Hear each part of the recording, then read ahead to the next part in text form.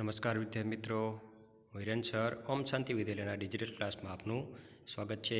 આજે આપણે ધોરણ 8 ઇંગ્લિશ યુનિટ 2 LMBB લર્ન મોર બી બ્રાઇટરનો અભ્યાસ કરીશું। લેસ્ટ લર્નની અંદર તમે જોયો તો અહીંયા 3 છોકરીઓ આપેલી છે, ગીતા, મીના અને Sita. Gita,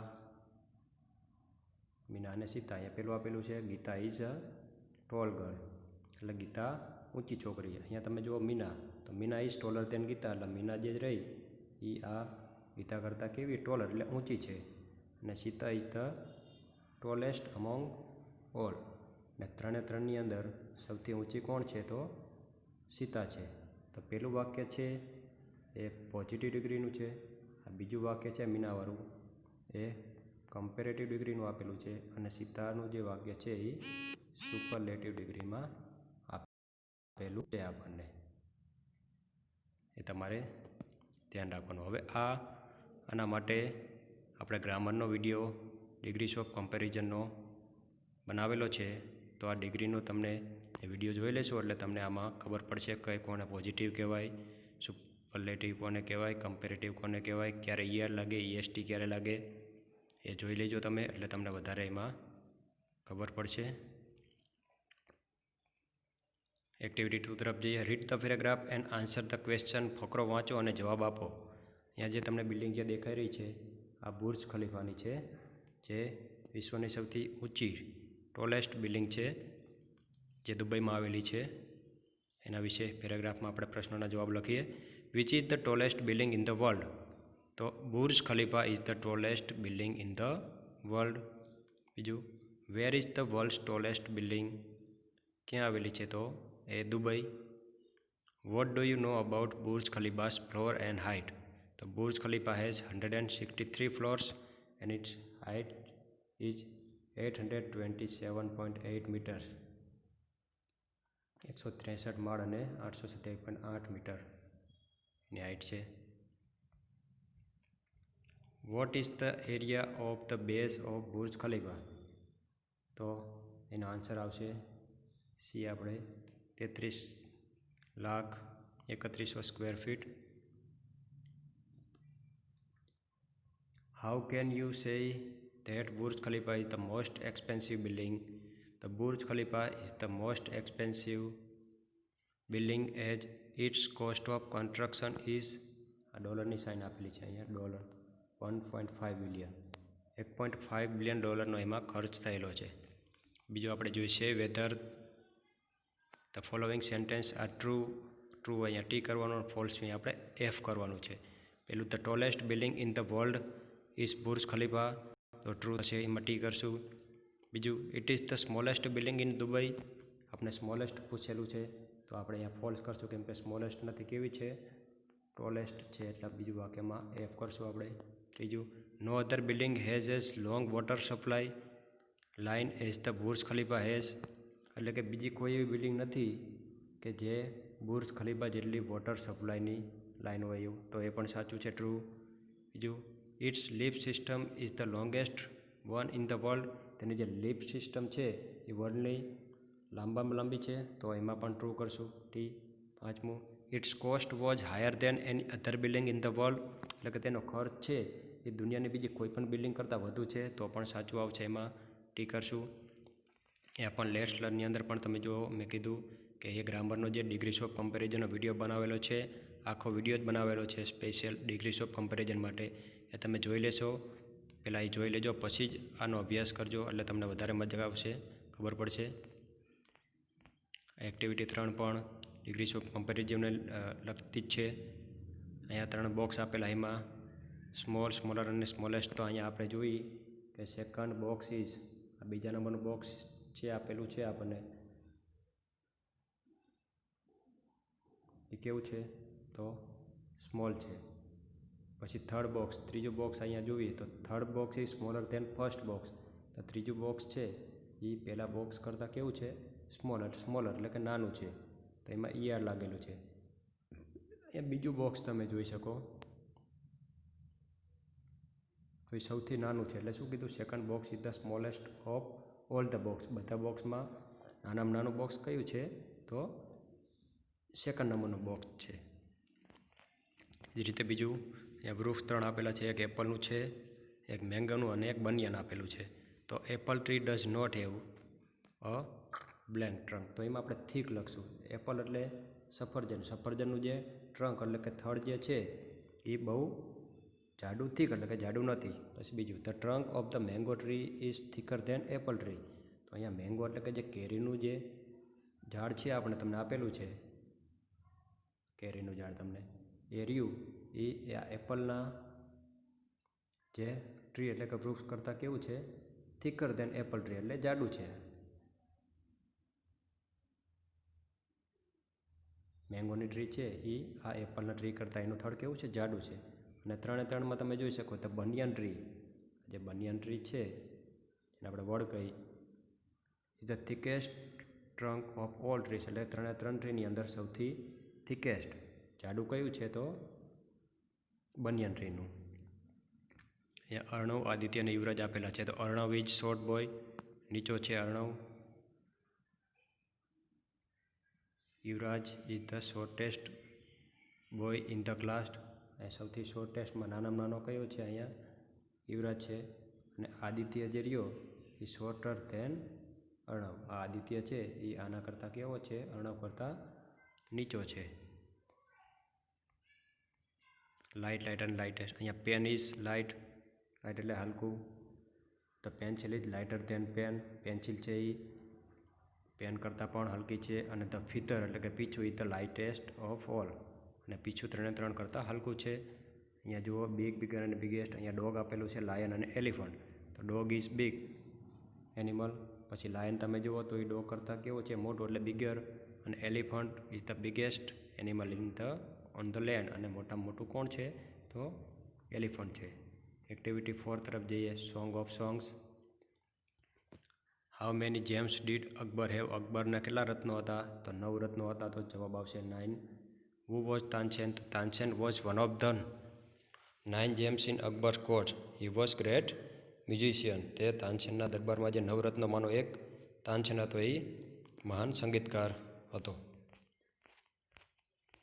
give the names of some ragas which Tansen use to play. તો જે તાનસેન જે એના વગાડવામાં ઉપયોગ કરતા હતા એવા રાગ આપણે જોઈએ. તો Tansen use to play ragas like કેવા તો કે માલકોસ, દીપક, કેદાર અને મલ્હાર જેવા રાગ. How did Tansen create the new રાગ. તો Tansen made some innovation in the Malhar રાગ એન્ડ ક્રિએટ ધ ન્યૂ રાગ. એટલે કે તાનસેને સમ ઇનોવેશન એટલે કે થોડોક પરિવર્તન કર્યો. શેમાં તો મલ્હાર રાગમાં. And create a new raga. આ ન્યૂ રાગ એટલે કયો નવો રાગ તો એ આપણે નીચેના પ્રશ્નમાં આવે છે મિયા મલ્હાર રાગ. આ નવો રાગ એને બનાવ્યો તાનસેને. Which raga did Tansen create. તો તાનસેન ક્રિએટેડ મિયા મલ્હાર રાગ. આગળ જોઈએ. For what did Tansen agri.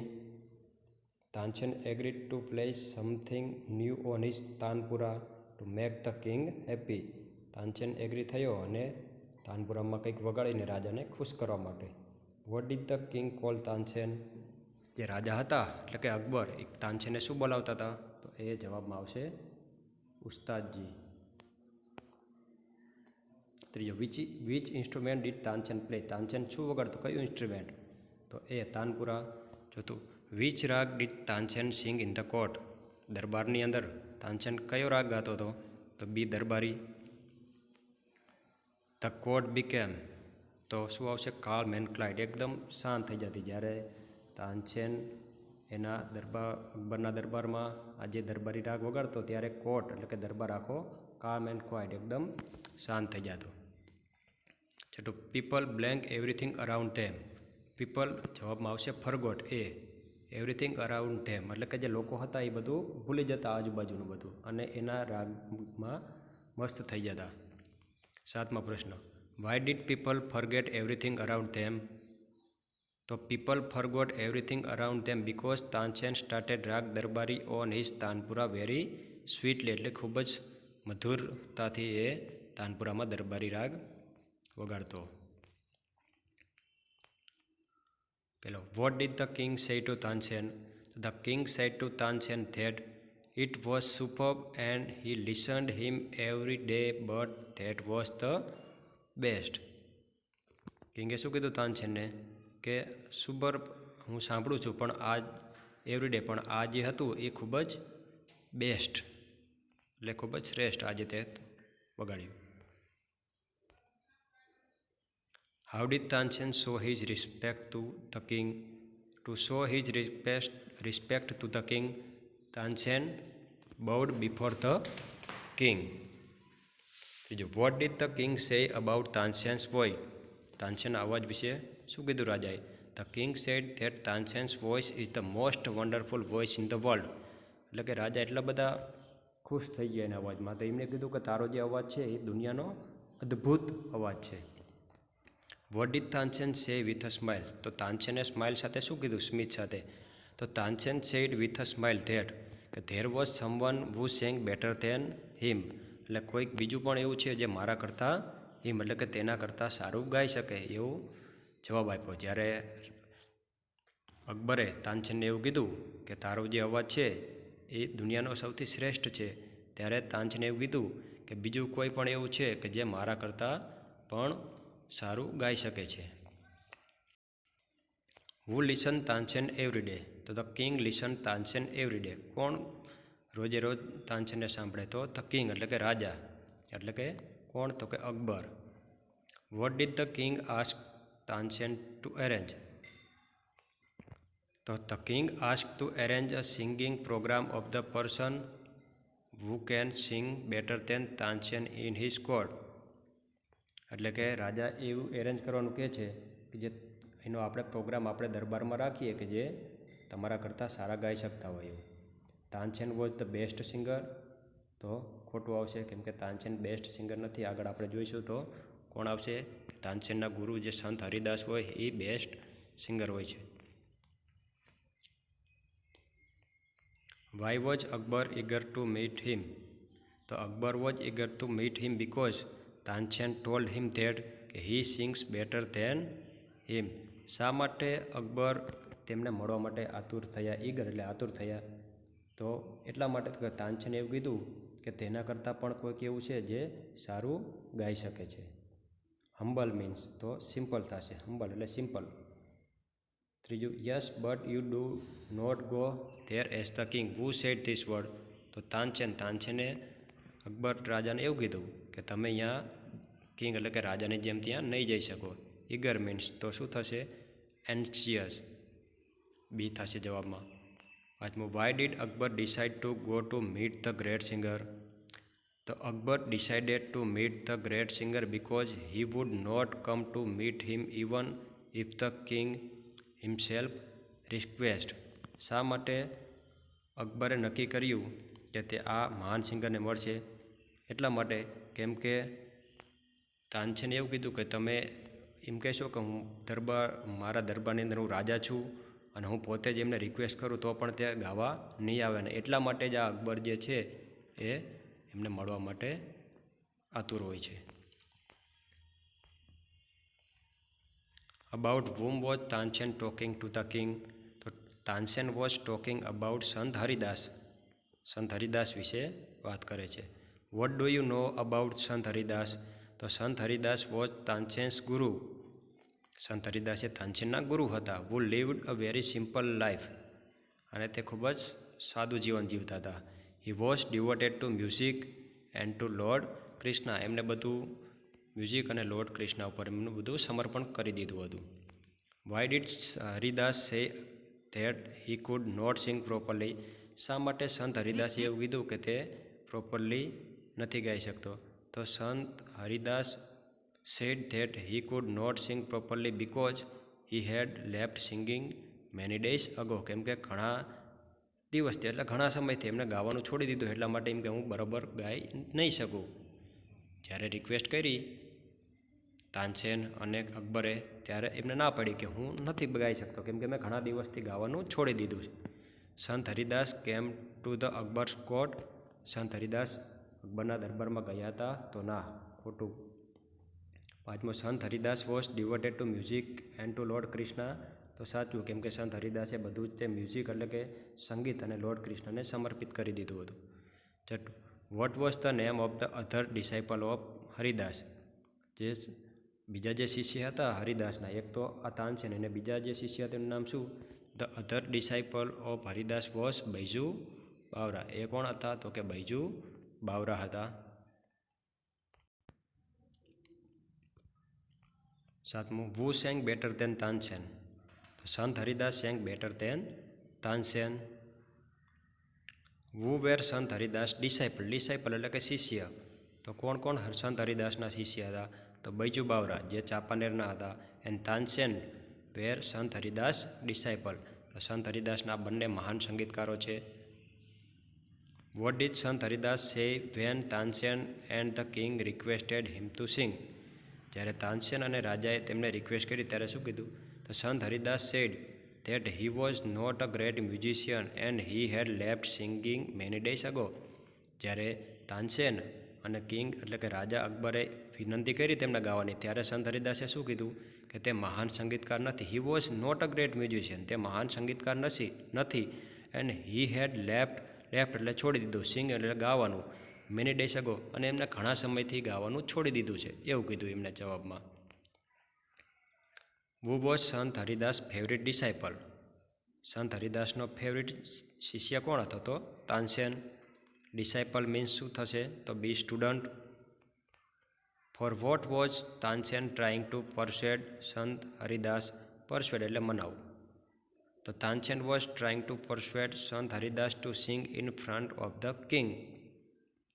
એટલે તાનસેન રહ્યો એ મનાવવાની કોશિશ કરતું તો કે કિંગ સામે સંત હરિદાસ ગાય એવો પ્રયત્ન. વુ વોઝ એંગ્રી અને વાય, કોણ ગુસ્સે થયું અને શા માટે? તો સંત હરિદાસ બીકેમ એંગ્રી. સંત હરિદાસ ગુસ્સે થયા બીકોઝ કારણ કે Tansen made some mistake again while singing.